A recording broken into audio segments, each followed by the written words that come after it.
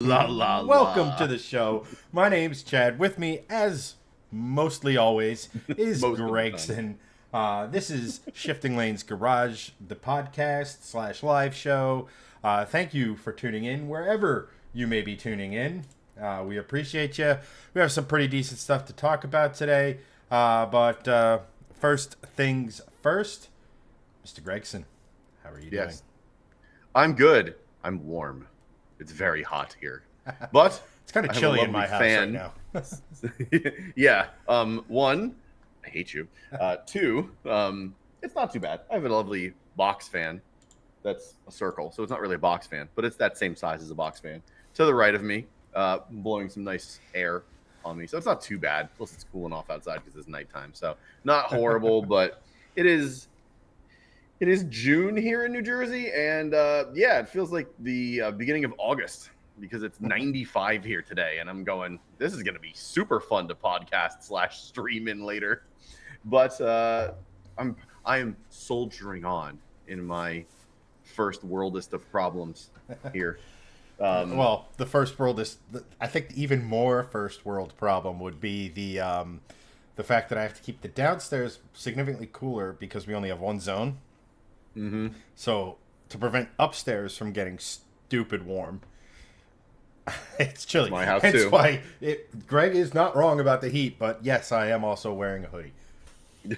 Yeah, I mean, my house does the same thing. It's one zone. Um, it's a center hall colonial, and the upstairs is about probably 7 to 8 degrees hotter. And when you when it's 95 outside, the upstairs heats up to 80 real fast. And I work up there normally, so I try to keep it to as cool as possible during the night, and then just you know make sure that I try to save the AC for later in the afternoon as much as possible, and then just crank it. So it's once it hits 76 upstairs, then the AC's on and the fans are going. Just can't deal with it otherwise. But either way, we're here. We're doing this, and I'll be perfectly sweaty and take a shower after this. But we're good. Um, You. how about you? How are you doing, sir? I'm doing fantastic. I mean, registering the new Mustang has proven to be a pain in the. Wait, you Absolutely. are having an issue with registering a car? Color me shocked. Yeah, it's almost like I had issues with the Volvo, with the BMW.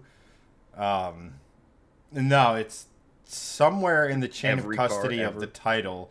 Someone didn't put the right stamp. Um, the form is correct, but the stamp is incorrect. So now I have to wait for the dealer that sold me the car to rectify the issue they had with their paperwork when they got the car. Mm-hmm. But the funniest thing is that I bought the car out of North Carolina. The previous quote unquote owner or title holder is a company that basically they're the ones who kind of buy cars wholesale. Like when you go and you trade in your car at a dealership, right? The common misconception is that the dealership turns around and sells it, which is not typically the case. Yeah. Typically, unless the car is like you bought it from them, and it has a specific set of miles and it's just pristine. Most of the times, those dealerships will take those cars, send them off to a, another entity, like a wholesaler, and those Mm-hmm. wholesalers either sell directly to other dealers or, in this case, sent it to auction. Yeah.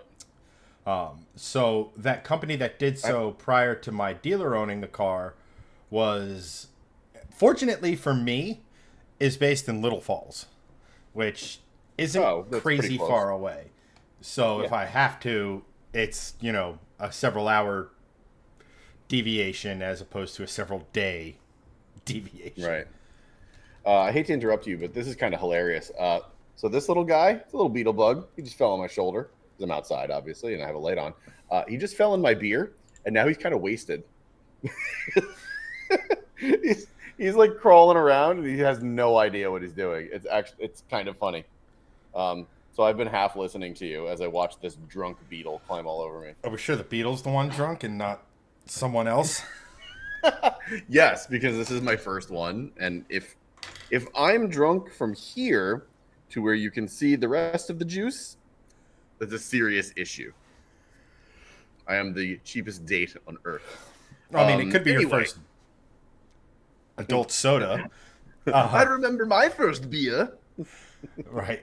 Nicholas, don't worry about it, buddy. We were also late, so. Yeah, we just started about 5-ish minutes ago. Literally 5 minutes ago.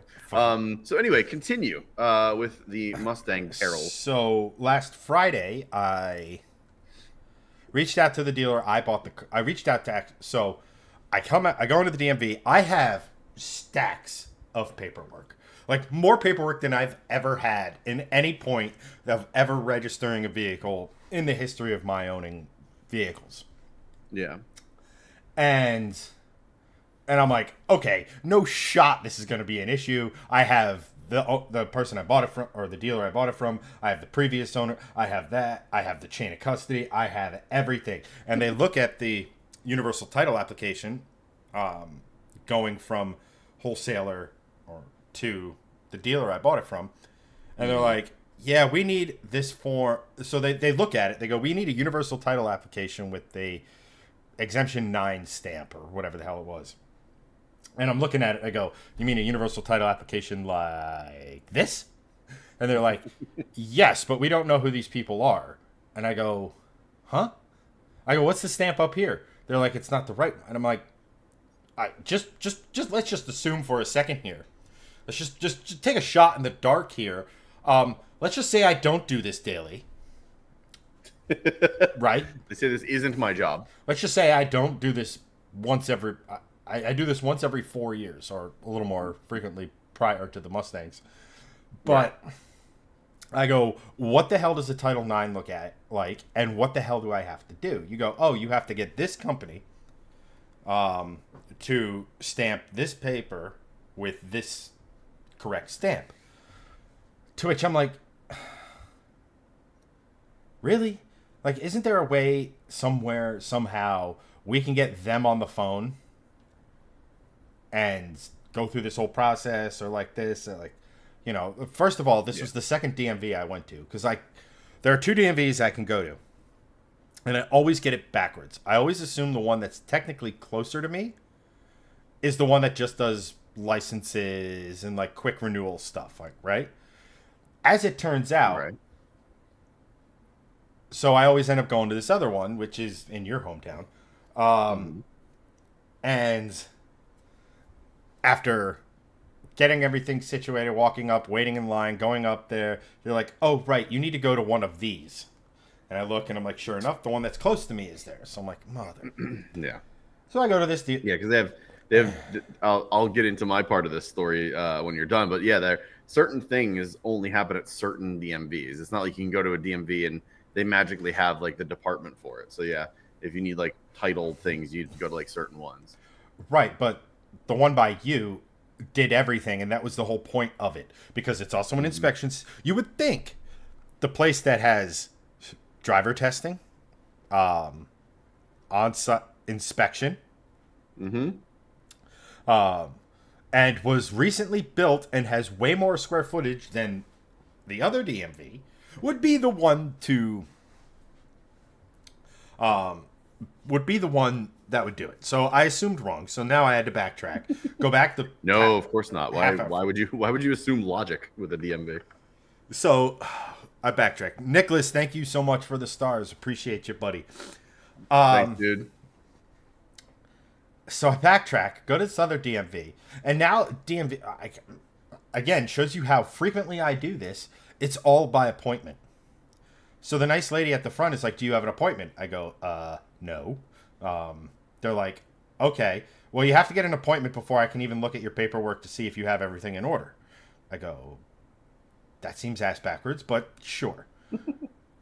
So I go, I make the appointment, I come up, and granted, now that I know, this probably will make the DMV experience significantly better, because there's never, like, you never walk into the DMV and then like see like a dude who's like sharply dressed, like me, like, you know, they like, you know, a good looking girl, like dressed well. It's always, especially by me for reasons, one of it, it's just like okay, we've decided to find out who has the reddest neck in town, and they're going to go to the DMV at the same time I do.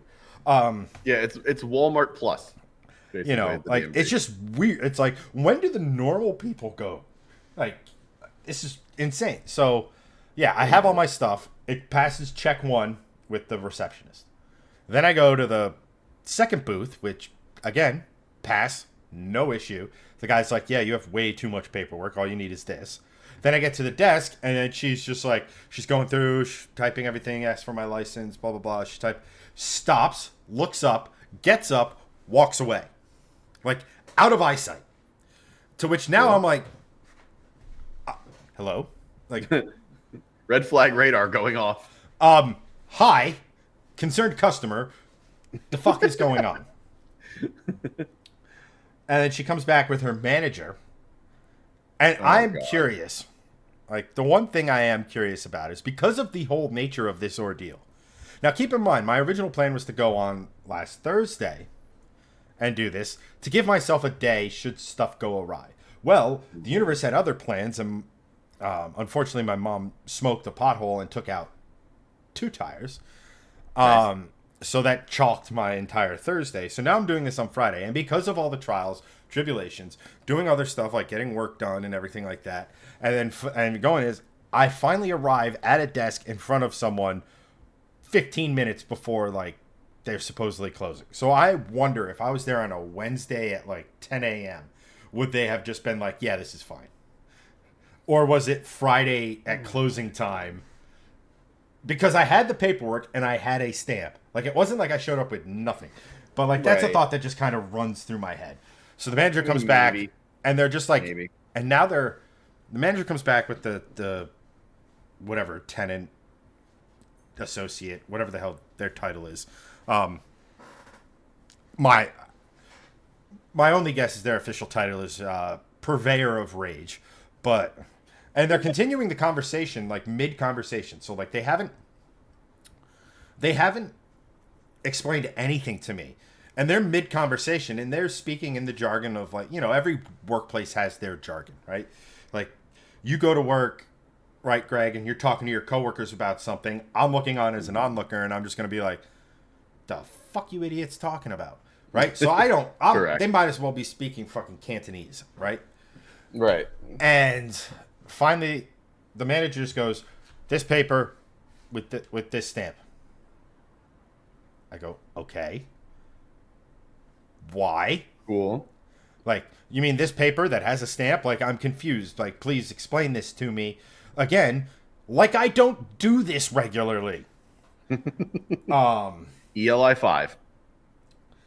You know, and she's like, well, according to this paperwork, the title was never transferred to the dealer, and the dealer, technically, the title's still in the name of this guy.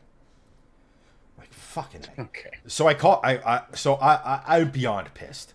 I am, like, the vein in my forehead, it starts just, Yep. I'm pissed.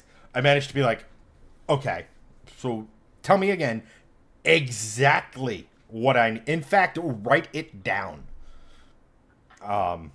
So they do. And again, I'm so fucking angry at this point. I hold myself together. I get out the door on the DMV, and I am pissed. Like, these motherfuck, God. Get to my car. Pretty sure I scared some people along the way. Don't care. Whatever. You'll never see them again. So I call the wholesaler. I go, look, I was just at the DMV. I have this car. I provide a VIN. I can provide all the paperwork you want. Here's what they tell me I need from you. First of all, when I call, the guy's just like, hello? I go, hi, is this blah, blah, blah? And they're like, yeah.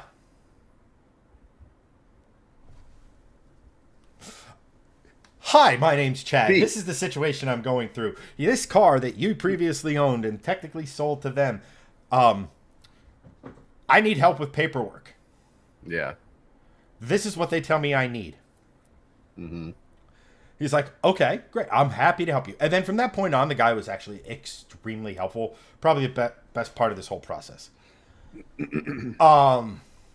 And he's like, but here's the thing, because I don't know you from a hole in the wall, and you're not like a dealer, because this guy deals strictly, he basically doesn't carry any like physical inventory on his property if he can avoid it. So realistically, he just goes, finds cars, gets the title, transfers it, and just moves it along the way. So instead of shipping to his place and then shipping out, the car's shipped from point of origin to final destination.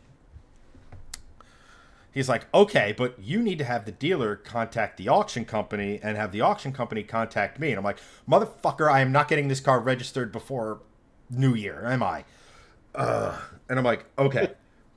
But he's like, just be warned. And he starts like warning me, like, and he basically says, according to my records, you're fine. Like, the title was transferred. And I go, okay, good, fantastic. So I'm like, look, it's 5:30 on a Friday. I'm going to call you back next week. Yeah. So I called the dealer. And they're like, now keep in mind, I got delivery of the car, fine. Had an issue with one of the tires. That was an issue with one of the tires when it was in their possession. Had that figured out. I'm calling them again. I'm like, yo, here's the deal. I'm having a problem. Can't register the car. I need you guys to do this. And that's where we're at. Okay. They said, call us back, Thursday or what have you, and we'll let you know kind of what's going on.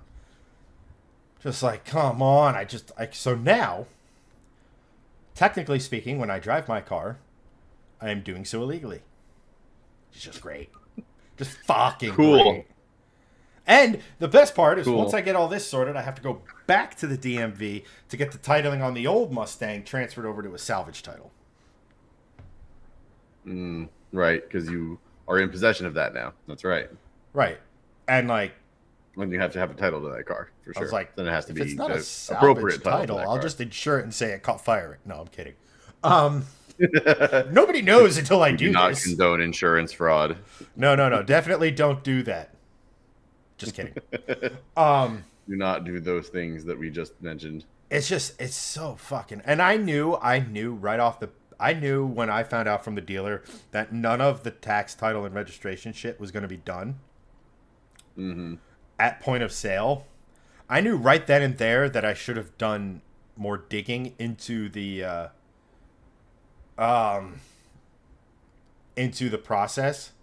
But I was like, I mean, these guys move product. Like, I see, like, this can't be complicated, right? Like, otherwise they wouldn't, they're not going to sit here and tell you have to do X, Y, and Z if it turns into a major pain in the ass most of the time, right? Like, that's just a great way to nuke customer service. Right. And everything. So, it's,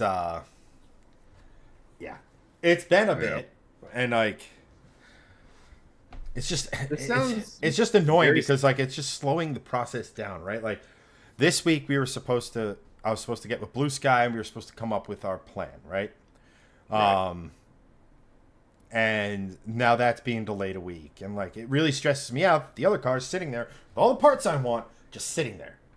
Yeah, I want to get the parts out of that thing as soon as I can. Elliot, to answer your question, Elliot, real quick, just to answer your question, technically here in New Jersey, it's not called the DMV. It's called the Motor Vehicle Commission, the MVC. MVC, but like DMV is kind of the Kleenex for that pain in the ass organization in your state that makes owning a car miserable. Yeah, it's their own stupid name for it. It's the same thing. This sounds very familiar, and because for those of you that are listening and or watching and don't know, I had a very similar experience with the DMV when I had my Volvo V70R, the blue one, because I had two of them. I had a gray one, which was perfectly fine, super easy. The one I bought from our buddy Alex up in New York, the one that's like the more famous one on YouTube, I guess, if you really want to go down that rabbit hole or whatever. That one had like a spotty history. There was maybe a tree that fell on it on the roof. There's, a totaled out kind of thing on the Carfax, but it's not it doesn't seem like it's a totaled out car, and it never did. But when I went to register the car, I had a clean New York title, and I had told the story on our channel, on the Shifting Lanes main channel, and on VinWiki when I went down to Atlanta for work, and I visited Ed Bolian and made a couple of videos with him. This was one of the things that I had talked about on both of those videos was when I went to register that car, it said junk status, which when a car gets junk status, usually that happens at like point of origin, or when it's like delivered, there was damage during transit, and junk status means you like literally physically can't sell the car, and it's either new and coming in from port or something to that effect. It should never have been on the road when it gets a junk status, right? So it's sort of a similar thing to like what you're going through with the Mustang. Like someone stamped the wrong thing, or didn't stamp something, or paperwork was mismanaged. So I had to get the DMV investigator involved, and I had to go to, because there's only like 2 DMVs that have like investigators. So one of them I think was like Somerville, New Jersey, I think, or I think it was Somerville. I forget. But either way, it was a thing where the investigator got involved and was like, "You need to figure this out." I'm like, "Then what's the point of you being an investigator? Why are you here?" So I went back and started calling people like, who sold this thing in Michigan. I talked to the guy that owned the car in Michigan before Alex owned it. I talked to a dealer that owned it before that guy did. I went back probably 15 years of like car history and tried to figure stuff out. And I think the moral of this story is, from what your experience was and what my experience is the DMV doesn't do shit. You have to do everything yourself, which is really stupid, because why do they even exist? But to sort of finish that story out, that someone checked the wrong box, basically, and saying this car was junk. My guess is that because it had a maybe like a totaled out sort of note on the Carfax, someone just checked it off as junk and didn't know what the correct box to check was when they were transferring titles or something. Because I literally had a clean New York title. It wasn't a salvage title. It wasn't a totaled out. It wasn't a flood damage. It wasn't anything. It was literally clean. It said clean title right on it. It wasn't washed. Nothing. It was literally clean title, New York. Period. End of story. With that being said, everything got sorted out. So they figured out it was an error in the system. Blah blah blah. But yeah, you and I seem to have just problems with registering cars, and it sort of brought back that memory of trying to get the blue V70R registered. And I'm like, why can't things just be easy? Just be like, my here's the thing car's is, history. why can't they just understand that we are the general public? I have received next to no training in all this shit. You know, right? You change crap constantly. So the form that I filled out 4 years ago, 6 years ago, 8 years ago is different than the form it is now. Yeah. You know, our governor fucking hates the automobile. You know, like, it's so stupid to me that it's Loves like weed, though. and I'm also curious if I just showed up with the title from North Carolina, because there's a North Carolina title for this car. Right. Like, it's a clean title. And I almost wonder if I just showed up with that, if there would have been any issue. What I don't understand here is that everything is digitized and everything is at your fingertips. Why can the MVC/DMV not be able to triage this within 5 minutes? Everything is in a system. You just look shit up. It's not a difficult thing. If things are organized in a system, I understand the MVC and the DMV is big. You have tens and hundreds of thousands. Doesn't matter. Of if you people, could work Google, you could figure shit out. Right, exactly. If someone walks in with a clean title, it's very easy to see if that is a forged title or not. There's watermarks just like a freaking $100 bill on it. You just look at it. You run it through the system, and then you figure shit out. You punch the VIN in. There's got to be. I mean, if we can have VinWiki know the like, right? Like, how can you Right. not have a fucking VIN number An and app that there just someone be a made. national database of bop, bop, bop, bop, bop, bop, bop? Like, it Right. just boggles my, it's so stupid. And like the biggest thing again is the fact that it's delaying everything. Number one. Number two, it's like I can't drive my car, which again is um A hindrance for doing things. that's a hindrance for doing things, but it's like I did nothing wrong. Right. Damn sure didn't give me any. It damn sure didn't wait until I did all of this to take the money out of my account. Right. Yeah, because they You just know, care about the money and they don't care about if anything goes wrong on the back end. And you then they'll know, fix it on the back end if it does. yeah. So tomorrow, see, annoyingly, I want to try just going there with um, just the North Carolina title, and and just being like, I wasn't here a week ago. You don't recognize me. Will this work? Because the only way at that point for them Aren't to, the droids you're looking for? because not for nothing, they didn't go in any stupid fucking computer to look at it. They were Right. just thumbing through my paperwork. So it's Right. like, I get it, but like, you know, and I was thinking about it, just going there and like just playing dumb, like, oh Yeah. no, they said everything here is fine. All I needed to do was present you with the North Carolina title. And if they start getting uppity, like, that's the point where I go, you understand? I don't do this for a living. I am just someone who Yeah. wants my car registered so I can freaking drive it. So dumb. I, It really is. I don't know if it's standard operating procedure for every morning when the DMV employees sit down for breakfast that there's a government agent whose sole purpose in life is to piss in their Cheerios, but whatever it is, I didn't do it. They work for the government. They pissed in their own Cheerios with that one. Steve, I'm not looking to traverse the state either. That's the other thing. Like, I don't really Oh, feel and- like going to like Hackensack or wherever the fuck this other MVC is or whatever. Like, you know, I just don't. And not for nothing, the odds I get the same person who fucking recognizes me. Mm-hmm. You know, They won't. Even if it's the same person. I they mean- they won't. They deal with literally hundreds of people every day. They have zero clue who you are. and not for nothing, I was Um, very, very nice, very cordial, very quote unquote understanding, even though under the surface I wanted to leap across the board and see how high I could bounce one of their heads off the fucking desk. I don't have violent tendencies, guys. Disagree. Well, what? Oh But shoot! to What was the Nick- to fucking Nicholas's movie? point- Oh, I think it was like Scrubs or something like that. Like there was like a cutaway scene when the JD went to like one of his fantasies or something like that, where he's just literally just like slamming a door on someone who's like or what have you. No, yeah, I know.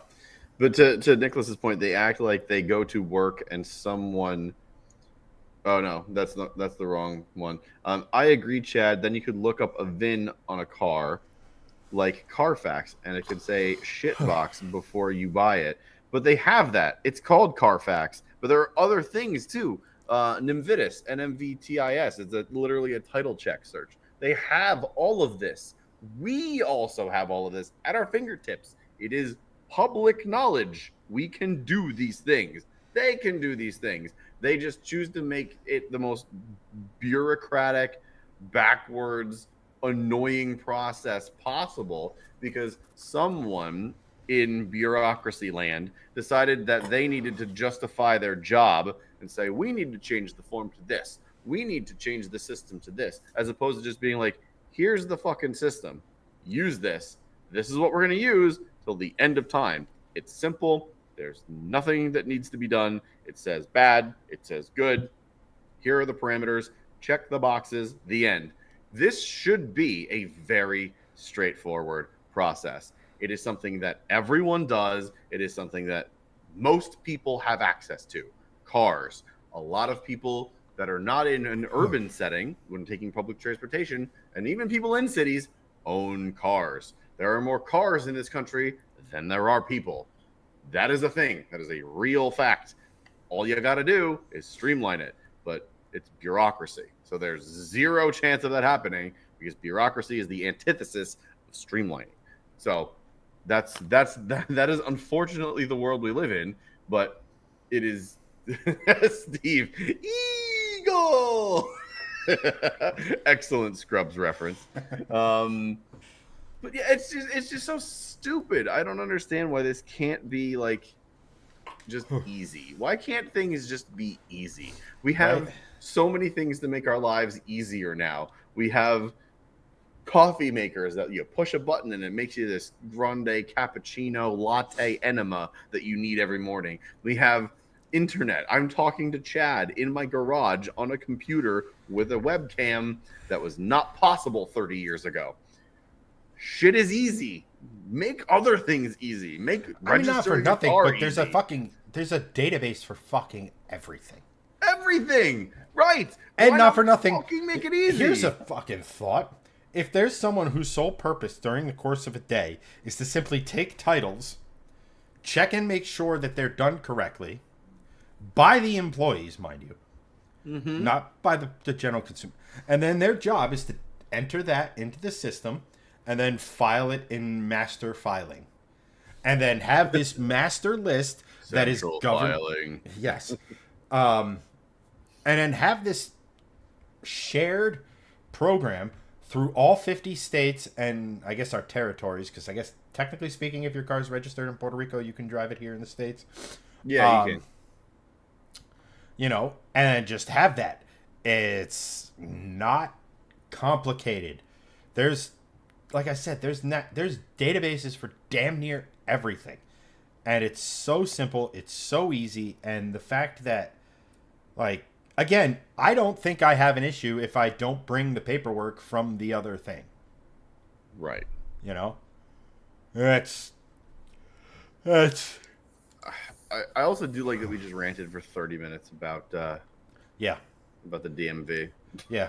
And Because I could rant for several more hours. yeah, about the DMV. instead of doing that, you're going to entertain chat, and I'm going to go, fuck it. Just have a smoke. Don't smoke, kids. It's bad for you. I was gonna say pee, maybe. Yes. Go, Gadget Greg.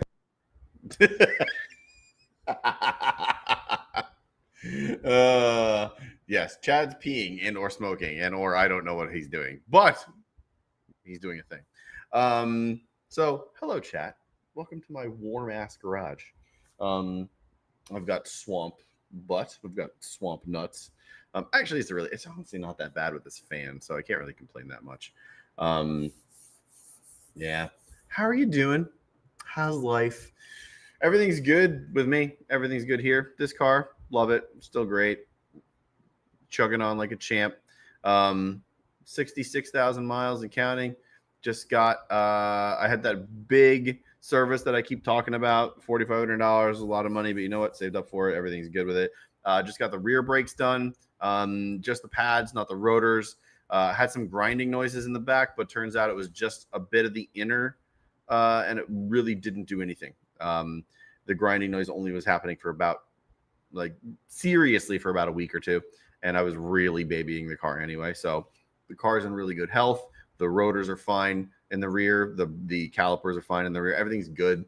So just had the rears done. It was $300 installed, so fairly cheap. I will say the rear brake pads on this car retail for $420 for the pair. They're Brembos. I get it.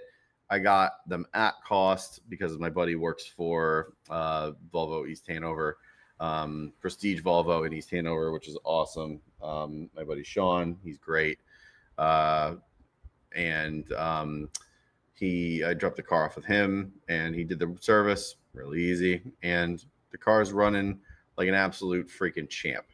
The next thing I got to do in this car is figure out what I'm going to do with the wheel that I absolutely rocked on a curb over the winter.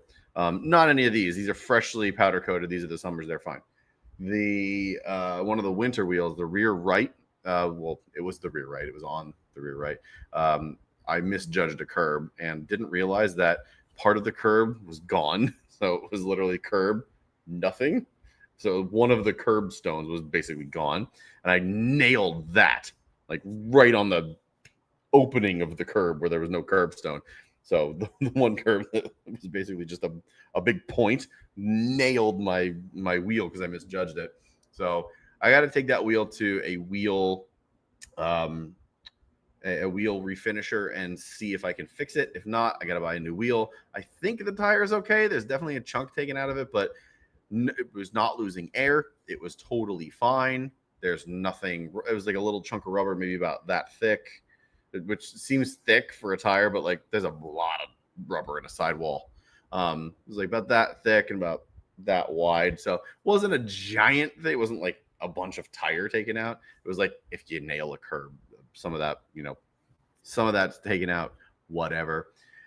So got to figure that out. And then after that, I'm going to probably slap on the carbon fiber side skirts on this thing. And I might end up replacing the front lip just because, oh, hello, little green bug. Goodbye, little green bug.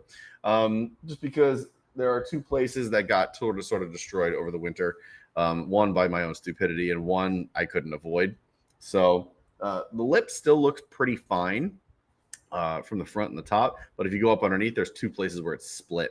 And that splitter is not cheap, unfortunately. That is an aftermarket one, which was cheaper. So the side skirts, the mirror caps there, and the front splitter, the front lip was around $3,800 a couple of years ago, 3 years ago when I got them for all three. The front lip itself, if you go OEM from Volvo, the front lip only is, I believe, $2,300. So it is a lot of money. I will try to find it aftermarket. I believe they make it in China. That was where China. I think that's where all of this came from. I think it was from Alibaba, I want to say, which I think it's $800 on there, which is vastly cheaper. And it looks perfect. It's literally just OEM spec, aftermarket, and cheap, which is probably what I'd go for again anyway. So there's more to do to this car.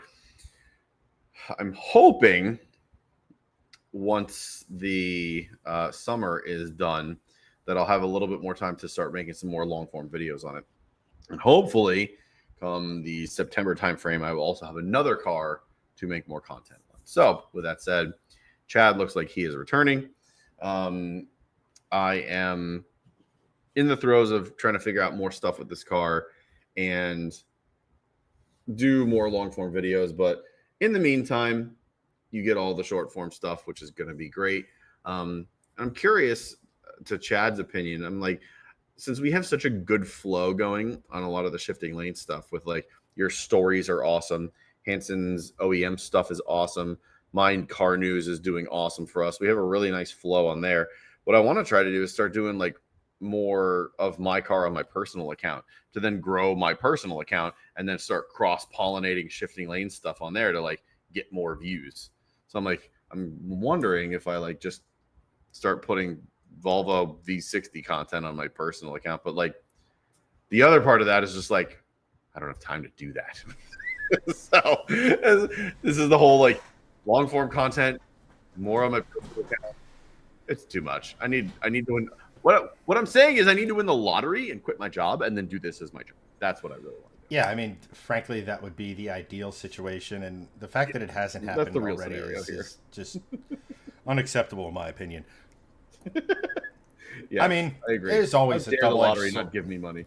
There's always a double-edged sword with where to put content and stuff like that. Because, Right. like, not for nothing, you could start your own personal thing, and like the Volvoists will flock there, I'm sure. Right. But there's an old saying in like sales and in business and in pretty much everything, and it correlates to content on the internet, and that is for every step you add, you lose a percentage. So if you get 100 people Right. viewing your personal content, you say, okay, click the link in the description to see the full video or something. Maybe 30% are like, nah, I got Right. enough from this. I'll just wait for the next TikTok update or some shit. Yeah. and everything, which is, you could make an argument that that would be the same for Instagram, TikTok, or Facebook, right? Like they have to go to YouTube to see it, as opposed to it just being extremely clickable at the bottom on the YouTube thing, right? There's Yeah. all sorts of stuff, but like you said, like time and things like that. Like, um, no, this is definitely a larger conversation off stream that Oh just yeah, and this is not anything I've literally put any because thought like to at all. because like not for nothing, most of our viewers would be bored to death. Uh, Oh yeah. you which know, is which is why I like bring it up because like I posted pictures on our on the on the shifting lanes main stuff. Nobody cared. Literally nobody cared. It was like yeah, 5 likes, 2 comments on Facebook on a almost 700,000 person page, and then on Instagram I think it got like 100 likes. I'm just like, stick to reels. Just do that. Everyone loves those. yeah. And I I'm mean, like, oh, I wonder if I should do it on my personal. And then I look at my personal. I'm just like, I don't care. Unless the unless I'm big like unless I don't have a job and I won the lottery. Like I always like to think about it. I'm like, at the end of the day, I'm just like, I don't care. you I know, just don't care. not for nothing, but like it all for me, it just boils down to when we start getting into longer form again. Uh, Yep. the capacity for regular posts and stuff like that, but it's one of those things, right? Like we did everything on Shifting Lanes, the main channel, Yeah. for forever, and then we Yep. got hyper specific there. Yeah. So we created Shifting Lanes Garage as a catch-all for everything else. Yep. You know, honestly, and we'll put a bow on this because we do have 1.5 topics tonight, meaning one topic That's right. leads directly into another one that we do want to discuss. Yes, because it's important. Well, for some people, uh, but it's more of I understand experimenting on a YouTube channel is arguably one of the worst things you can do as far as the algorithm is concerned. But it's one of those things, like, see what catches. If news and stories work well, then when Garage becomes news and stories, then we think about, all right, do we just throw everything else on a builds channel or something? Like, Right. Exactly. the biggest thing is that we've been so far removed from doing consistent long form that it seems foolish to me to expand, not knowing, Oh yeah. No. so. Again, And if not for this is nothing, my not for day nothing. job, I'm not expanding. Fuck we that. can also provide a build series in a talking, like almost like a more studioized setting, right? So, Yeah. but I just need money. I like Yeah. money. that's the biggest thing, money. Lottery, quit. This is the day job. Then fun shit can happen. Yeah, then I could just pay for all my car shit with interest. Exactly. Yeah. You you win Mega Millions, you slap 20 mil in the bank, and then you live off interest forever. And that's including business. The end. Yeah, Great. like Awesome. I'm not going Do to sit here and say we'll tell anyone if we do, but guys, you would probably know within like 3 months if we did. Because, like, there would be signs. it's like, hey, Shifting Lanes now from, wow, that's a really good looking studio. Yeah. It's like, what? Wait, they're walking into a building. Why is the Shifting Lanes logo on the building? What is happening? That garage is incredible. And why are they looking for unpaid interns? Yes, because they would still be unpaid. With the, I mean, you unpaid. Let me put it to you this way: if I don't know you, Confirmed. you're not getting paid until I get to know you. Not It's to sit here and confirmed. say that after 6 months, it's like, hey, you've proven your worth as a camera person. Can you learn to edit? Fantastic. Yes. As a All right. former recruiter / someone with director in their title now, yes, I will be evaluating you on many levels. It's not even that. For me, it's more of just simply a trust type of a thing. Oh, 100%. That's what I'm getting at. Like, You know, I'm because not for nothing, I I'm not can giving legit. anyone keys to the fucking building without knowing who the hell. Not for nothing, I could trust someone to walk around and do this. Oh yeah, like that's yeah. Like, You know, can you do this? Yes. Great. You're gonna fit in good here for 3 months. After that, we'll talk. right? Yeah. Stop complaining. So, news, everyone. News. News. Good news. The Dacia Sandero still exists. So,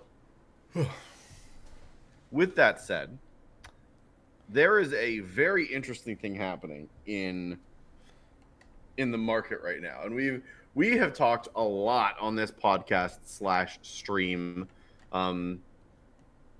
about EVs, about EV growth, and about how EVs are not the devil. They have their place, and there is a good subset of the car market that wants them. And again, I go back to my use case. I'm a great use case for EVs. I don't do lots of long trips. I do a lot of short trips to get kids, go to the grocery store, blah, blah, blah. Don't need to charge up every day. I'm a great use case for an EV with not a ton of range. Everything that I do is mostly within a 20-mile radius, not even, probably more like a 10-mile radius. Great use case for an EV. However, everyone going towards EVs in full is not addressing the entirety of the car market. And I'm not even talking just about the Midwest. I'm talking about just general consumerism as a whole. Not everyone wants an EV. EVs are also good for the environment, but they're not the best thing for the environment. There are pros and cons. With that said, most, I retract that, not most, many automakers are backtracking on going full EV. And that is, there are many reasons behind that. Consumers wanting choice, not just EVs. They want hybrids. They still want ICE cars. They want convenience. They want something that's going to be cost effective.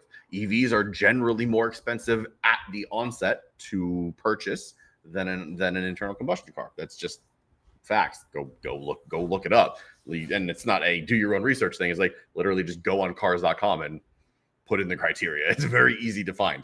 The other thing is, these OEMs are seeing that EV adoption is still on the uptick, but it's slowing and regressing a bit because EVs are still expensive, even with them being very, very cheap now in certain scenarios. I just made a short form content reel on EVs used are now cheaper on the whole than their internal combustion counterparts. So there is, if you're looking for an EV, buy used, because used EVs are you can find some pretty sick deals out there. And I did some research before and after the fact. You can find Teslas and Hyundai Ioniqs for both 5 and 6, Mini Cooper EVs.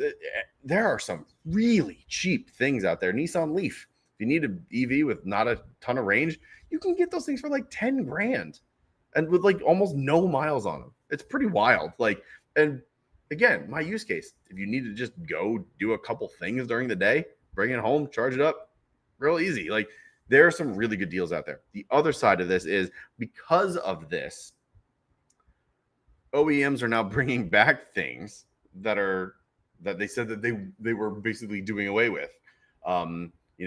High output V6s, and also specifically V8s. V8s are now something that are coming back into the conversation because people want them. They are clamoring for them.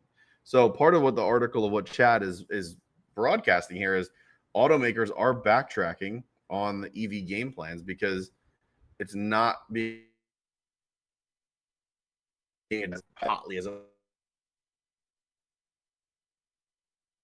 Jeep had announced that they were doing a final edition of their V8 392 Wrangler. And that was something that was like inevitable because they're like, oh, everyone's going EV. The V8s are going the way of the dinosaur. And, a V8 Wrangler, like, quite honestly, doesn't really need to exist.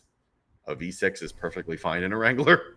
Like, you don't need a Wrangler that can do 0 to 60 in like almost 3 seconds. It's just not really a thing that's needed. However, there is enough people making us think about it that this final edition Wrangler is now the not so final edition, because Jeep just announced that the 392, which is the V8 Wrangler with the 6.4 liter Hemi in it, that final edition is not so final anymore. They are making the V8 again for 2025. The final edition of that for 2024 was $101,000 and change, which is insane to think about. So think about paying. Ooh, hello, lightning bug. Come here. Hey, buddy. Imagine paying $100,000 for a Wrangler brand new, which is wild to think about in the first place. Then think about if you were one of the people that bought the final edition, thinking, "Oh, this is the last V8 Wrangler. It's going to skyrocket in value. It's also just cool." And then 4 months later, Jeep is just like, "Nope, we're going to make it again in 2025." Psych, literally, as it says on screen. Psych, we're making it again. But this also goes back to like OEMs are just bringing stuff back because people want them. And this is, again, I think it goes back to the argument that you've made a bunch of times, Chad, is people don't want to just have EVs shoved down their throats. People would like choice. And EVs are fine. People that have a good use case for them should buy them because they want those things. If people want V8s, continue to make the V8s for the people that want them. And I think this is sort of proof of that concept. Yeah, I mean, at the end of the day, I mean, the Jeep might not be the best case example of this.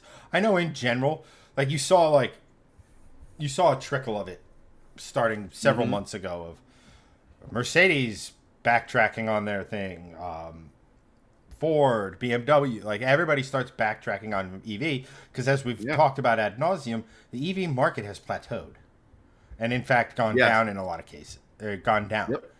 So where they were 1 in 5, almost 1 in 4, they're starting to fall back down to 1 in 6, 1 in 7 cars like being sold as now an EV and stuff like that. And as in all things, the market will dictate, right? Yeah. The market will dictate whether or not, that's why like the death of the V8 is so wild.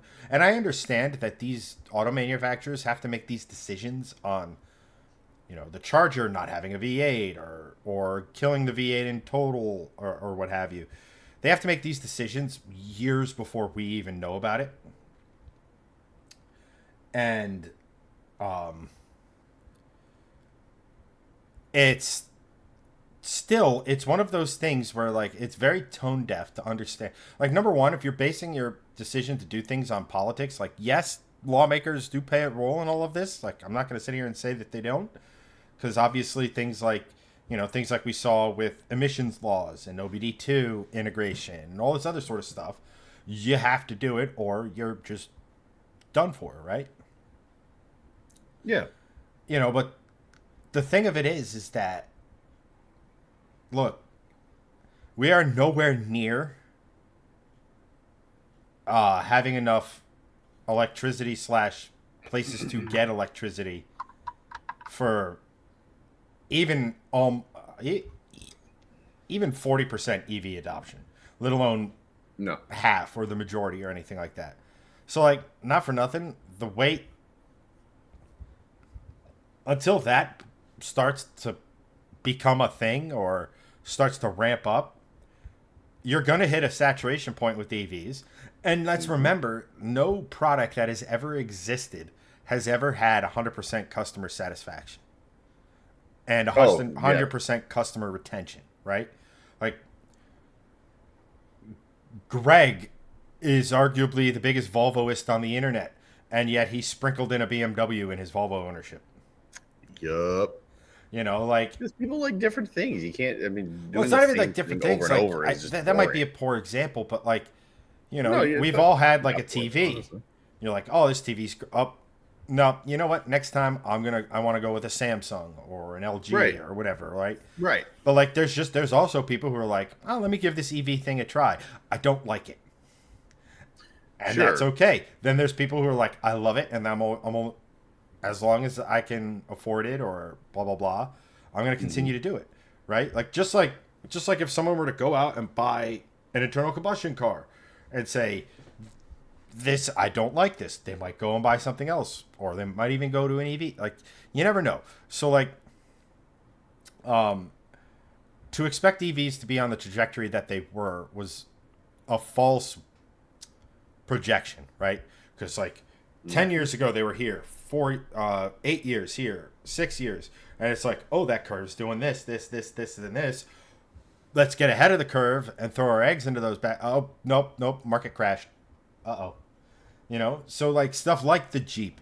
And like this also gives me hope that maybe a V8 Charger isn't so out of the realm of possibilities. Maybe I agree, especially because there is an internal combustion version of it, right? right. Well, there's and I that trans if the transmission can handle 500 plus horsepower and torque from a straight six, guess what it's going to be Mhm. able to handle? 500 plus horsepower and torque from a V8. Right. You Guess what know, it just handled before they killed it? 800 plus. so look, like, we can sit here and sound like this is actually a very interesting topic, and maybe we can get Chad Kirchner or whoever from EV Pulse on to talk about this more in depth and have someone who seems more of like the EV advocate, so to speak. Just Hmm. because, I mean, we don't shit on EVs, but then again, it's not my cup of tea. Um, Yeah, and EVs are cool in certain ways. Like, if you look at an EV, like a Tesla Model S Plaid, and think a four-door sedan going sub 0 to 6 or going 0 to 60 in sub 2 seconds is not cool, you're in the wrong mindset because that is wild, especially with how heavy that car is. Like, that is a one, insane, batshit crazy car. Two, a technological marvel. Both of which are amazing, and that's insanely cool. I love that. Would I buy that? Probably not, because I have other reasons that I want to enjoy a car for. However, I still want to experience that. Like, I want to take that thing to a drag strip and be like, what does a 10-second EV feel like out of the box it's going in a 0 to four-door 60 in under sedan? 2 seconds. It should be a lot faster than 10 seconds. Well, right, but I'm throwing numbers out just for the sake of conversation. But like, either way, like, that's just fucking cool, honestly. But like, does that make me want to buy the car and own it as my only mode of transportation? Not really. It's still freaking cool though. Like, there's nothing wrong. Again, there's nothing wrong with an EV. I just think we've hit It them. just needs to I think be we hit. framed properly. I think we hit slightly over the market where their true place in the market is, and it's not Yeah, a case. It's not a case of people nobody wanting EV. There's a significant portion of the no, population who wants EVs. It's there are just millions of people that want EVs. we've hit at this stage in their life cycle or development or whatever you want to call it. We've hit that place of, okay, now we know exactly what the EV market is and what the demand is, Mm-hmm. and Mm-hmm. where, and you know, I'm sure Jeep or Stellantis as a whole looked at the Jeep 392 and was like, man, we're gonna piss some people off because they bought the final edition thinking final edition. It's like, you know, I guess we'll just call the Jeep Wrangler Rubicon 392 is, I guess, basically the Kiss of automobiles, in that they've had how many final tours now? Yeah, exactly. And I think someone made the point on that short form video, and I made today about it. Is like, well, didn't they do that with the Durango Hellcat? And yes, they did. They did the exact same thing. They were But like, like, yep, these are this also, is I it, don't the these, end, and then they brought it back. but also I will say this. I think these are two very different. Is it good to see them bringing back the hot versions? Yes. Is it more indicative of the market as a whole? Probably not, because the Wrangler is an enthusiast vehicle, even in its basest of forms, let Yeah, alone correct. in its final boss form. Right. And also, not for nothing, I think Jeep saw an opportunity here where everyone was like, "Ooh, the Bronco's cool," and then after like the newness wore off on the Bronco and even the Bronco Raptor, people are like, "It'd be better with a V8." Here's your Jeep. Yeah. Like Yeah. so. Look, I'll kind of put a bow on this and kind of touch on chat a little bit. It's again, the market will always dictate. If we are going to look, you cannot be a capitalist state and dictate the market, because you know what Yeah. that becomes? Not capitalism. A lot of people laugh at me when when I've said this so many times, but like, if if if we are to go towards full EV adoption, like full, right? No other internal combustions exist. Everything else is banned. It's going to take 50 to 100 years. And everyone thinks that that is the most hilarious thing ever. And I'm like, you don't understand how many cars there are right now on Earth. It is an insurmountable number that you cannot comprehend. Well, Not only that, but the amount of cars that are in the pipeline that still have gasoline engines on them are more than you can comprehend as well, because it is not just about the United States. The amount of like cars that are in the pipeline for other countries that are ready to be made and that are in development currently are 7 to 14 years out from that. So if you even just take it at 14 years, say round it up, make it 20 years. Those cars are then like they come out in 20 years. Those cars last 10 to 15 years. That's 35 years. That's pretty close to 50 on the long run scheme of things. Like 50 to 100 years is not that long in global history, if you will. So everyone I talk to about this offline and not between you and I or UI and Hanson in the Shifting Lanes chat, like, or even industry people that I just talked to people randomly about it. Like, it's going to take 50 to 100 years to like be a full EV adoption, if that was a thing. I don't think it will ever get there, but if that was the scenario, it's going to take that long to even be considered. Well, because here's the thing: is like you have we to have already done infrastructure wise and car wise in the whole. Sorry, go ahead. Again, it's one of those things that will have to depend on the market, which means in order for Right. EV, so we've hit a plateau with EV sales, right? So if I'm looking at this as a quote unquote EV business, right? Like I sell EV, I'm Tesla, right? Like, and they've already done a big part of this with their supercharging network and everything, right? But I'm looking at it, it's like, okay, sales have plateaued. How do we get more sales? Let's look at some of the concerns, is why people are okay. Or let's try to identify new markets. Like, okay, these people would, but there's no charging infrastructure isn't there. It's like, okay, like it's going to have to get to a point where where they're going to have to voluntarily go in the hole and build the infrastructure to then hope that it is filled. Mm-hmm. Right. No business is really going to do that, especially after watching the market. You might have someone try it, but like, let's face it, out where Elliot lives, like, sure, in Wichita, I'm sure there's a lot of stuff for EVs.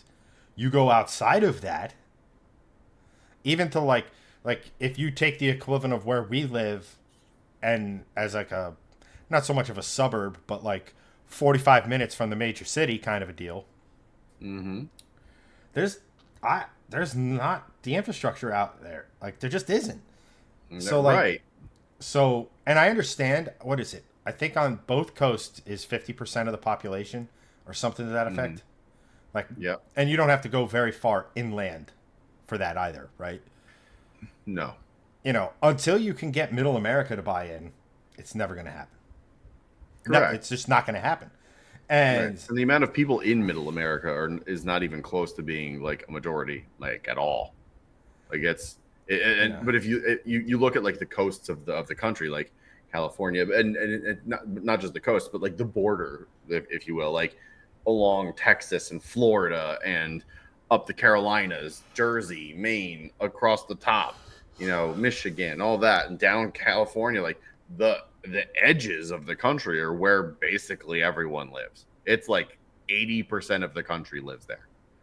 Middle America, while extremely important to the country, the amount of people there statistically is very low compared to the rest of the outline, essentially. For EVs to work on a country scale, the edges can adopt however much they want until you make it so that you can go 500 miles on a charge, go to a charging station, fill up in 5 minutes, and go again. The rest of the country will not adopt that. And not even just the ability to charge fast, the ability to, that in X amount of miles, there's going to be another one, and that's not more than your car can go. Correct, exactly. Like, at any given point in Middle America and find gas anywhere, right? Basically. Right. Most of it, like 95% of the country, you can drive within 10 to 20 miles, and there's a gas station somewhere. And to Mark's point, I completely agree with it, because I don't hate EVs. I hate EVs being crammed down my throat. Correct, and I also agree with that. I think EV legislation is good in the sense that, yes, there is solid evidence to say that EVs are better for the environment, and whatever you read to the contrary to that is probably just skewed in a way that is good for a headline. When you take emissions out of it, yes, EVs are better for the country, for sure. There's also the lithium mining to think about. There's also the supply chain to think about. Overall, we have data to support this. There's a lot of data to support this, because real EV adoption started in 2012 when Tesla started to come to fruition, right? We have over 10 years of hard data to support this. If you own an EV for between 1.5 and 2.5 years, you have offset the cost of all of that initial supply chain if you hit a certain amount of mileage, which is what most people miss in that.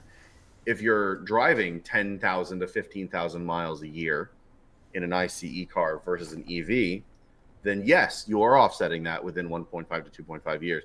The other part of that is people that drive EVs drive them drastically less miles than an ICE, so it takes longer to offset that cost. It takes 4 to 5 years on average, based on average mileage and things like that. There is hard data for all of this. Most people don't keep cars 4 to 5 years. Most people lease or put 4 years on a car and get a new one. That's just data. It's just there's literally statistics to back up all of this. So the thing is, how do you work in all of this with all of the bureaucracy of it? Because trying to make the environment better is a good thing. And I've gone back to this point many times, is the ozone layer was being depleted because of lots of different reasons. China. Basically, every country got together and be like, this is a fucking problem. Except for we China. should do something about this. What's that? I said except for China. Except for China, right. But most of the earth decided the ozone's a problem. We should do something about it. They did. There was a huge act enacted in 1986. And with what we're projecting, the ozone should be, quote unquote, healed by 2065 or 2075 because of all of the stuff that we've put into place to say that this is a problem. The other side of this is they all got together and agreed on the same thing. With EVs and the environment, nobody is agreeing on the same thing.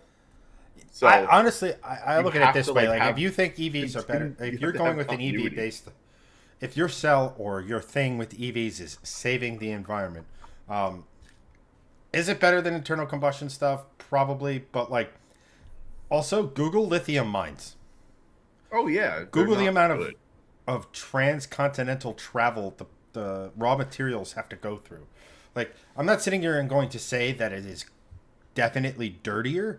But what I'm saying is that using the environmental shtick Yeah. is not going to win over hearts and minds. You might get It'll a win few. over a very small subset Right. of hearts and minds. You will get some Not people to everybody. do it. You will get some people Yes. who like the EV, who are techies, right? Yep, sure. That person who you always see has the latest and greatest Yep. iPhone or whatever. But that amount of people is not going to make that much of a difference. You know, and you can have a very good business model for that, but that is not the majority. I forget what it is. I forget what it is like, but if like you look, I saw a map, and it's like one of those things where it's like, um, I'm blanking on it, but it's effectively a map. I think it's either like cell phones or internet speed or something, right? I forget exact. It might have been internet, but if you look at like, again, the coasts, very good internet speed. Major areas, very good internet speed. Middle of God's country, nowhere, terrible. Like, so if that tech can't get Dial there, up a speed. that tech can't get there. What automotive Right. tech? Like, you know, it's just this huge thing. And I think it was incredibly short-sighted for our government to sit here and say 2035 EV. Brr. Yeah. Like, no, that will 2075. never, ever, ever, ever happen because you said so. Look, Yeah. I will sit here and say, as if they stick to their guns with that, there will be a second Boston Tea Party, except this time I will be shoving EVs into the Boston Harbor. Yeah, it'll be And it's nothing- lithium-ion batteries. And it has nothing to do with a hatred of EVs as opposed to a overreach of government. Right, exactly. And what was the point I was going to make before that? I don't remember. But I agree. It doesn't make sense to just shove one thing down everyone's throat. And again, if you're going to shove something down my throat, make it be food. I'm fat. I don't care. Like, that's delicious. I love food. Shove that in my throat. Cool. EVs and stuff like that, not the place to do it. And again, If you, I you keep s- saying, like, I'm a great use case for this. I really am. Like, to the point where I've really considered even trading this in for the new Volvo EX30, EX40, whatever it is. 40. The hatchback. crossover. Yeah, the little crossover. I know the Yes. XT40 Recharge. I think it's the EX30, whatever the new one is. That's literally the fastest Volvo ever made. I think it's like a 0 to 60 in 3.4 seconds. I think you did a short on it, and like, it's again, I have a great use case for it. Like, sell this, get that, and then buy a sports car on the side. Like, that's a great freaking garage for me, honestly. But at the end of the day, like, it's not really something that I want. Right. And that's all going to come down to it. And like, I look at it slightly. What I want, we should be able to go out and get what we want, assuming it's legally within reason, right? Like, Right. and I don't mean like, oh, this treads the water of being illegal, but I want it, so therefore, my neighbor doesn't get, you know, my neighbor's lawnmower is now mine, right? Like, not that, Yes. right? What I'm saying is that like, as a people, we elect individuals who either make or modify our laws. Yes. And we do so understanding that the Constitution was written under the guise of freedom. You have the freedom of speech, you have the freedom of travel, you Right. have the freedom, all these different freedoms. And like, I don't mean to bring it up as kind of a talking point. My whole point is that you go and you look at how hard it is to make any sort of regulatory change to firearms. And the small and not everybody, you could sit here and say you don't need a firearm for your job, right? But you need your car to get to your job, right? So the Yes. number of people who have vehicles far exceeds. But look at the fight they have with that sort of stuff. And I don't want to get into the right and Right. wrong of that sort of thing. What I'm sitting here and saying is that you have a select few, not a select few, you have a decent amount of people who are like, no, read the Constitution again, you jackwagons. I have certain freedoms, and I have certain freedoms that are also are checks and balances for you, you know, Yeah. individuals. And that, I, I because think it always comes back to me, right? Like, and this might be highly conspiratorial, might be things, but like, what are basically the first two things, like the first two things you check off in the How to Be a Successful Dictator handbook? It's, or first three things: you limit free speech, you limit mobility, and you limit the ability of the masses to defend themselves. Right? And I think there is a large subset of the population who look at, you're going to force me to drive an EV, which means I can travel less and I can get X, Y, and Z slower than the current thing I have now, based on the technology we have at the moment, right? Mm-hmm. And all this sort of stuff. Like, leave that shit alone. Do we want to protect the environment? Yes. Are there other ways to do it other than electric cars? Yes. There should not be eggs in one basket. Yeah. Limit cow farts. Not even that. Just, okay, we have EVs on this side. All right, who's got hydrogen fuel cell? Okay, great.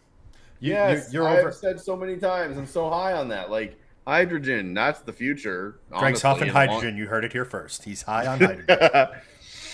Oh, hydrogen's so good.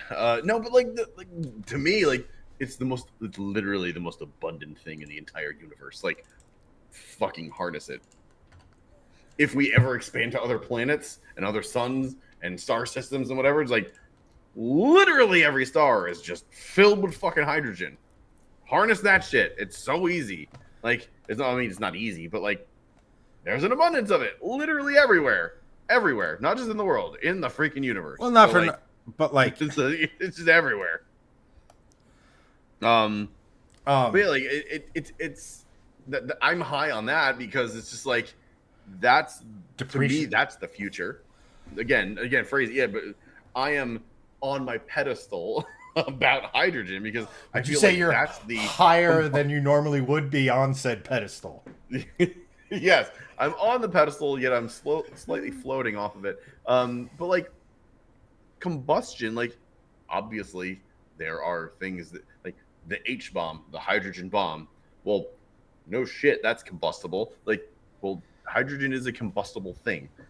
You can figure that out. If we can figure out how a car can run on fucking vegetable oil or, trap grease from a fucking McDonald's, we can figure out how a car can run on hydrogen power.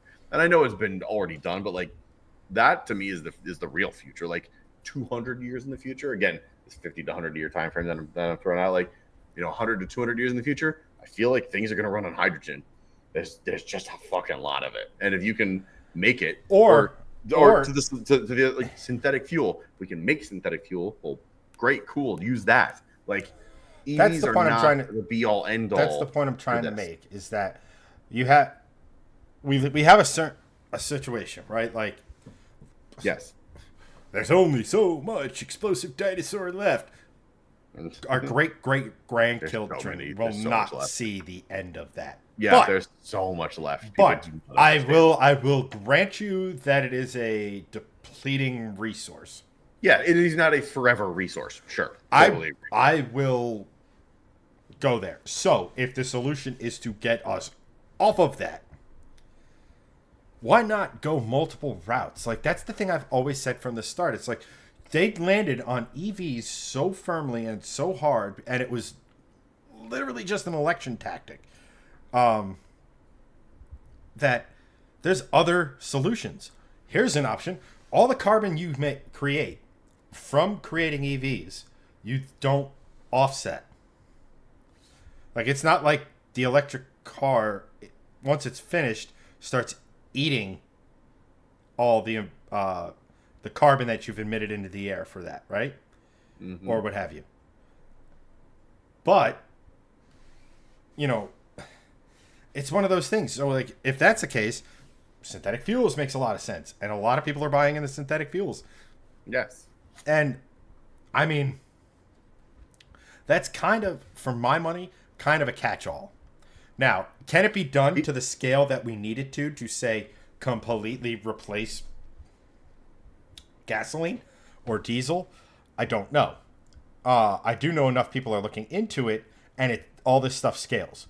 So if BMW has a Talking. car I'll that be right can, back. I'm going to keep listening. Keep going. if BMW says gets a leg up because their car can run on gasoline and synthetic fuels, and that cleanliness is helping with sales, or it's helping with power, or it's doing this, but basically, long and short story short, people are now buying them more. Well, Mercedes is going to have to answer, Porsche, Lexus, all these companies are going to have to answer, and that's the thing. Let's see here. We'll go to chat for a second here. Anthony he makes the great point of if people up top consistently blither about our environmental impact, keep hopping onto jets and yachts, they can get stuff right. Like the whole "do as I say, not as I do" thing by the people who are supposedly leading us and stuff, like whatever, like come on, like, the people who are going to sit on this pious, holy stance of I'm saving the environment, and they hop on their private jet every fourth day. Guess what? You're emitting more carbon and doing more damage to the environment than I am. So get stuffed, to use Anthony's words. Sean asks, how fast would I be disappeared if I driveway engineered my own hybrid? I don't necessarily think you would. There's actually there's some people actually doing not necessarily driveway engineering, just because of the complexity of it all. But there are people experimenting with aftermarket hybrid solutions. I know there's one Nissan Z that's like a race car, but it has an aftermarket hybrid option. Babic goes, I don't think EVs are the solution. Hybrid and more fuel-efficient vehicles are the solution. The very small production of specialty and sports cars is such a small contributor to the carbon footprint. We can build both to please all. There's absolutely no way in heck we can go 100% EV. That won't happen, and 100% should not happen. I completely agree. Don't really need to add much more to that other than... Ooh. The fact... again, my whole thing is options. Is nobody who has any common sense, who has any sort of, we'll call it business acumen, or even just intelligence, will sit here and say, okay, this is an important decision for my future. I'm betting all on black. 17 or 18, whatever black. I forget if black or odds or evens. Yeah. Besides the point. Whatever. But you're not putting everything on there because, yes, the reward can be high, but the infinitesimal amount of potential success of that makes it just pissing into the wind. That's why I've always maintained, like I said, the three main alternatives to the gasoline present we have is electric, hydrogen, and synthetic fuels. And I understand to Babic, and I apologize if I'm pronouncing that improperly, point of hybrids and more efficient vehicles and things like that. Well, yeah, we can all get efficiency, but here's the beautiful thing about efficiency. An engine that is efficient at saving fuel is also an engine that is efficient at making power. Yeah. Good point. Very good point. Well, I was actually going to make one of the points that Anthony made was if you really wanted to, save the environment, you would regulate how people travel. You would get stuffed with Taylor Swift's Eras tour. She was all over the country constantly. Why don't you just have all of the shows on the East Coast at one time, all the shows in the Midwest at one time, all the shows in the West Coast at one time, and to go completely apart from like a celebrity that's one of the biggest celebrities on the planet. Formula One, something we always love. Like, they're guilty of this too. They try to be carbon neutral. However, they have races in the Middle East, and then the Far East, and then the West, and then back in Europe, and then it's fucking all over the place. Like, right. Well, I mean, not for nothing. Formula One should do this because China of cost. And Singapore, and all in one shot. Have all of the Europe in one shot. Have all of the US in one shot. Like, there are efficiencies to be made, but no one seems to talk about that shit, which is obnoxious because everyone's like, it falls on the consumer at that point. It's like, okay, well, it's the consumer's it's the consumer's job to care about this stuff. It's like, no, idiots, it's everybody's job. And if you're not thinking about it, I'm not going to think about it either. So go fuck yourself. Like, that's what bothers me the most about this whole argument is it's the do as I say, not as you do that Anthony brought up. Like, if you want someone to adopt something, lead by example.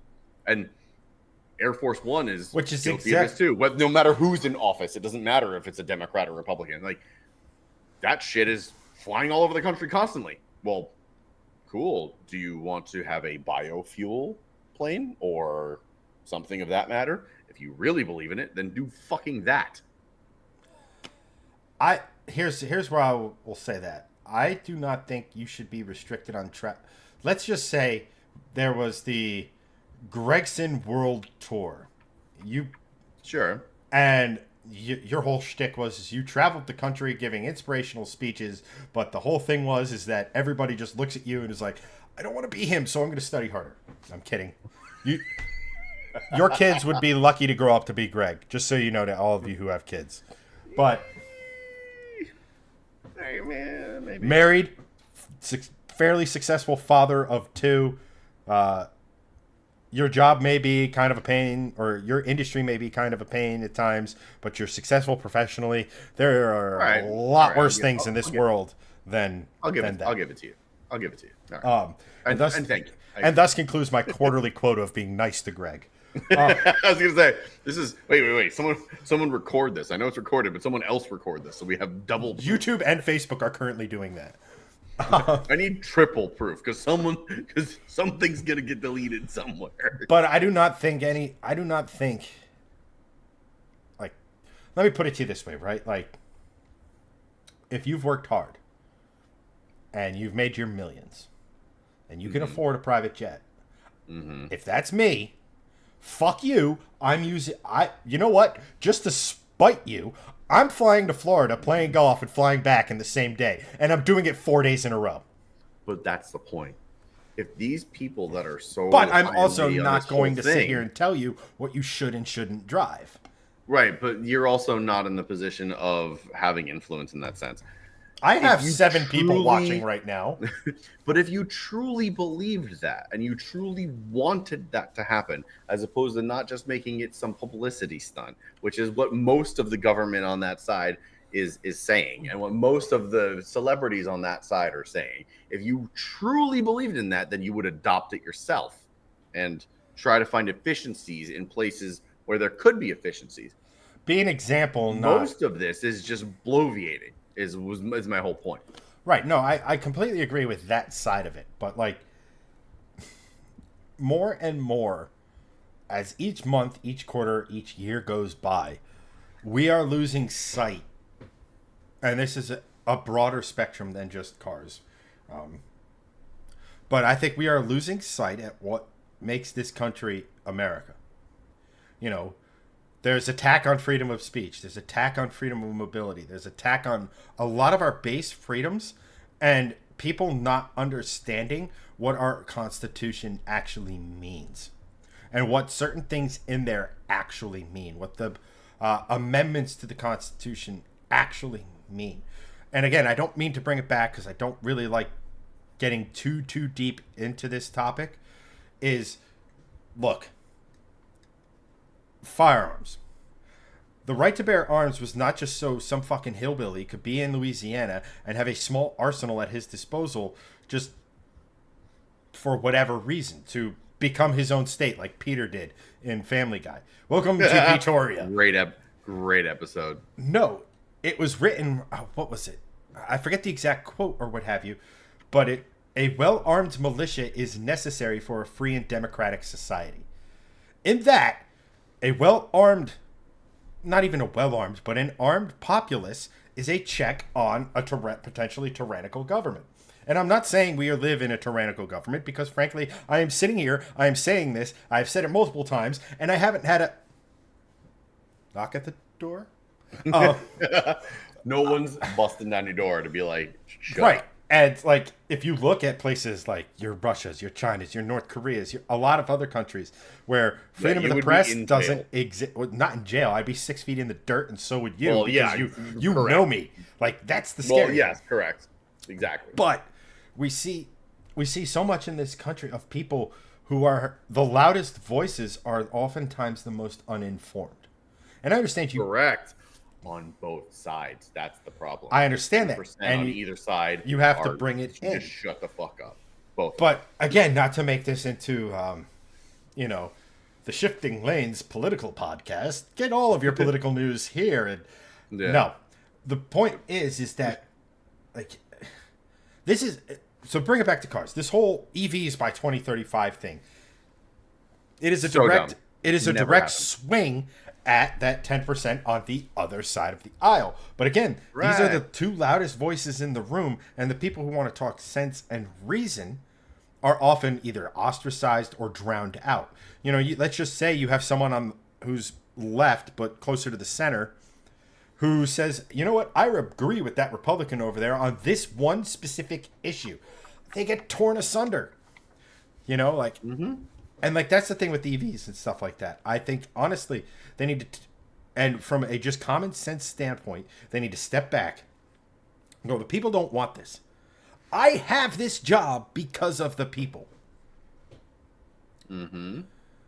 Maybe we should investigate other opportunities. And that's why, like, and again, I don't care if you agree or disagree with their political viewpoints.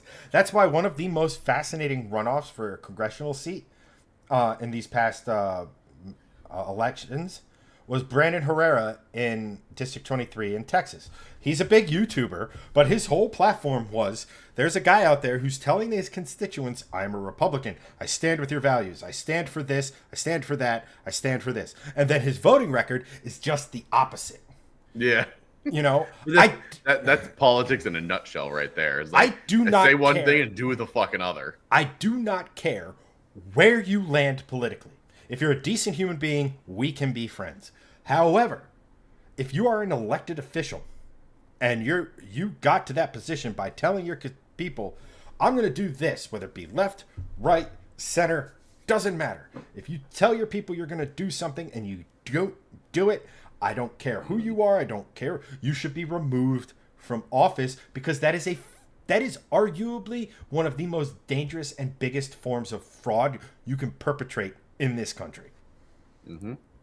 Yeah, and one thing I will say on this whole topic is, I don't know if you guys can see, but behind me over here, you'll probably see a big old pride flag just waving in the breeze. And it's not just pride; it's the one that has like all colors on it, right? My wife is very big into equality and things like that, and I also believe that. I think everyone is equal. Racism is bullshit. You know, literally, if you strip Except all of the our skin French. off with us, shut up, I'm half that. Shocking. But but no, like, if you strip all of our skin off, we're the same fucking thing. All of us, literally, we're just meat bags. It's literally all we are. The only thing that, like, whatever, total different pedestal. The whole point of this conversation is, I have that flag up on my house. Right next door, my neighbor, whose name I will not say, great guy, put up a American flag with the blue line on it, the Blue Lives Matter flag, if you will, right? We literally stood on our lawn and had a 20-minute civil conversation as normal human beings the other day. Like, oh, I see on Father's Day your kids are out here, washing their cars. Cool, that's my Father's Day tradition. I washed my car with my kids. They brought their ride-ons out here. They did their whole, they washed their cars. They washed their scooters. They played in the garage. It was great. You know what? I got a pride flag up. He's got a blue fucking American flag, Blue Lives Matter thing up. We talked as human beings. It's not about the views of politicalness or sides or whatever. If you're just a fucking normal human, anyone can be friends. That's the whole point of this. Like, if you have a side of, you want an EV, cool, go buy one. If you want a fucking giant 7,000 horsepower V8, you should have that option too. That's the thing. Like, and again, bringing it even further back from what you were talking about, Chad, like, totally different than politics. Like, we have so many options as a society for entertainment. Do you want to stream something? Cool. You can go to Netflix. You can go to Hulu. You can go to ESPN. You can go to Disney Plus. You want to go watch a streamer? You can go to You Twitch, just named like go to YouTube. 4 out of 5 Disney properties in one go. Right, but I'm saying like, but there are you are spoiled for choice. You have every. Why No, not I will even give add. you I will go one the further than that. choice. You can But go and you watch. hang on. But you're spoiled for choice. Why not give people the same choice in cars? We literally have the technology to do that. The amount of things that are made other than cars that are choice oriented is almost infinite at this point. Do the same thing for transportation. It's not that difficult at scale. You already have it at scale. Just give people choice. The end. Don't kill off V8s and shit. Just give people choice. Make more EVs, make less V8s, but still have them. That's the point I'm trying to make. And again, the market will dictate. Correct. You know, and there's Totally. there's a seat for every ass. Yes. Autom- Correct. Even my half French ass. I mean, yeah, it probably has to learn German, but sure. I mean, maybe in the 40s. Well, Which is weird because we're almost to the 40s. and I'm then like, prior shit, to it's that, 2024, we're almost to the next 40s. and then Fuck. like 30 years prior to that, and yeah. Yeah. you know, they Thanks, still Teddy. get a little jumpy every time they see a Volkswagen. No, Now, like we I don't think we'll want to just kind talk of put about a that. bow on this and kind of move on. Like you said, like number one, we're saying the same basic thing. It's like Correct. Yeah, we are. decent human beings. I don't know if you guys know this, can disagree with one another and it be okay. You know, Greg can have a viewpoint that I don't agree with. I can have a viewpoint, and Greg cannot agree with me at first, and then I wear him down. But no, I'm kidding. Jokes aside. All joking correct. aside, there are 100% I have views and Greg's views, and they're not always here, right? And that's how we've managed to survive as friends for 25 years. Mm-hmm. You know, and that's the biggest thing is like everybody, you know, Anthony had touched on this with the illusion of the division and everything and everything. It's just like, Yeah. here's the thing. You're elected politicians. You are not elected to make my life difficult. Quite Correct. the opposite. You are elected to make my life easier. And it just boggles my mind that they don't do multiple avenues with this sort of stuff. Because guess what that would create? Jobs. Like, Yup. you know, and guess what? If let's just say we end up in a future where it's like 25% EV, or let's just say it's 35% EV, 20% fuel cell, and 45% synthetic fuel, or what have you, or whatever. Guess what we Cool. guess Love what we those. managed to do? We're no longer we have a renewable resource in every section. Mm-hmm. And we're no longer dependent on fossil fuels, and our net carbon is reduced Yup. significantly. Why is that a bad thing? Why? It's not. But to sit here and say, Greg, in 10 years, if you're not driving an EV, Devil. to an Alaska crab fishing boat with you. I hear those guys make bank. That's actually not a bad deal. No, you don't get paid. You just Also, have I'll to. get alone time away from my family. Cool. Also, sorry, Kate. And in 20 years at the divorce, she just dusts this off right Wait, here. I get 4 months away. Oh, this is the greatest day of my life. You're just fantasizing about being someplace cold because you're sitting in like the Yeah, ass exactly. end of a. It's much better now. Probably don't even need the fan at this point, but I'm too lazy to get up and turned off. But no, you're right. You're right. But yeah, like we can all kind of coexist, guys. Like that's the whole thing. And like, really quick on Anthony's point of like they want to give the illusion that we're all horribly against each other. Like, here's the thing: we are against each other, but we can debate it and talk about it like rational human beings. It's And almost like other that's thing the is- foundation of a democracy. Oh, I know, shocker, right? Like it goes back to the South Park episode, the Hunter South Park episode. I'm a little bit country, I'm a little bit rock and roll. Like you can protest while also being, people can protest their country while also being for their country. That's how fucking democracy works. That's how Right. I'll never sit here and tell people that they do not have the right to protest, but like I feel like there Right. should be a screening process. Yeah, I would agree with that. I feel like there's some because like wackadoos out they there on could because like both- not even both like sides. some It's causes fucking being ridiculous. stupid. Oh yeah, But, like, very stupid. You could have a good cause run by stupid people, or who have a 100%. different agenda other than what the protest. Like, you could mislead a bunch of people. It's like, come here and donate $5 and protest against so and so, and we'll take them down. Meanwhile, you just convinced like 5,000 people to give you $5 each, and you're like, sweet, later, nerds. It's a good Yeah, idea. exactly. Yeah, How I can think the ball on this is that none of this will matter in 100 million years when there's another Pangea. So whatever, fuck it. What do you mean another Pangea in 100? Well, what is it? I think it's like around 100 to 110 million years. All of the continents will eventually collide again, and it's like, cool, Pangea. What are you going to do now? There are no countries. It's just a giant fucking landmass. Also, probably none of us will be here. The humans won't exist. Some other random fucking form of higher intelligence or lower intelligence, as we all nuke each other in a 1,000 years. Fucking, we're all gone and dinosaurs roam again. Who knows? Either way, in 100 million years, none of this shit's gonna matter. It doesn't, honestly. Just be a good person and do cool shit. That's basically the whole point of this conversation is don't be a dick. The end. Also, Pangea. You want to fuck with Pangea? Make Pangea one again. The Earth will literally do that in 100 million years. Don't you worry. It is scientifically accurate because it's gonna happen. Oh man. And then we'll get more fossil fuels, and I will be my bones and Yeah, and, matter will be in a the fuel. in a twist of irony, as a humanoid-like Velociraptor will be driving a Volvo powered by you. I was just gonna say, oh, that would be awesome. I'd be honored to be fuel for a dinosaur-driven car 100 million years from now. That would be fucking fantastic. Introducing the brand new Ford fan. off-road monster, the Gregson.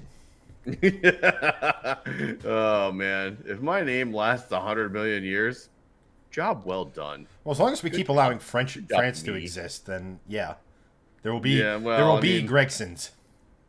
I mean, with the next Pangea, highly doubtful, because as much as I am French, I mean, there's only a couple of good things that really come out of that country: wine, baguettes, cheese, macarons, some culture.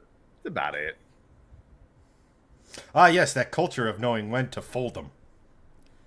No, more of the art side of things, like the Louvre. They don't have that. That's really just the Germans took all the real ones. The Louvre is fake. I mean, it's cool. I've been there. It's kind of neat. Have you? Right, fine. Showcasing art. They're good at presentation. Crepes. Oh, yeah, Elliot. Good call. Crepes are bomb. But do you need? They are very good. But for like baguettes and crepes and some of the other food, do you really require France for those, or can we just Oh, no, appropriate that definitely. part of their culture and then just get rid of? No. When Pangea is when You understand? There's more than one Pangea country in the happens- European continent, right? Yeah, Like- shh, don't worry about it. Or the When African second continent. Pangea happens, I we think can abolish Australia France is the and only keep all the good continent shit. that is its own country. 100%. Maybe when second Pangea happens, we can just get rid of France and just keep all the good shit. Pangea 2, the reckoning. Pangea 2, the combining. The recoalescence. Oh my god, I love where this conversation has gone tonight. By the way, we've Off the we've gone rails. but that's the best conversation when it's totally off the fucking rails. I love that. That's the best. Oh man, that's just what my brain needed. And on that note, I need to utilize the facilities, so I shall return. And then when I return, I think you gotta. Hold on. I think that's Oh. just a good place to just wrap it up in a bow if you don't have anything. Oh, else all to right. discuss I'm tonight. I'm cool with that. I mean, it is 10:40 at this point. It is 10:40, and I've been getting my ass kicked by allergies all year, and I'm Ooh, exhausted. sorry, man. So we're gonna wrap it up there, guys. We will be back next week. Yes. Well, I would say at our regularly scheduled time, but I don't think we have been regular or stuck to a schedule concerning start time in several weeks. So we'll be back next Yeah. Wednesday. Yes. Tune in, find out when. Next Wednesday, and then another day, which I'm sure will change to eventually. Yes. Yeah. Oh, that is one thing. There is the potential in the coming weeks / months, mostly months, that we'll be transitioning to a different day. So just keep that in mind. But as for Just tonight, wanted to guys, keep you on your toes. yeah, keep you on your toes. Or like, weirdly enough, Wednesdays are just stupid busy for reasons. Yeah, summer. We'll blame summer.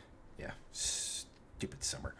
At any rate, thank you again to everyone who liked, liked, shared, all that sort of fun stuff. Thank you to those Yes, donated, Nicholas. to our You rock. donators. And again, just for watching and commenting, guys, we love that. That's literally all we ask of you. So we appreciate that, and we will see you in the next one.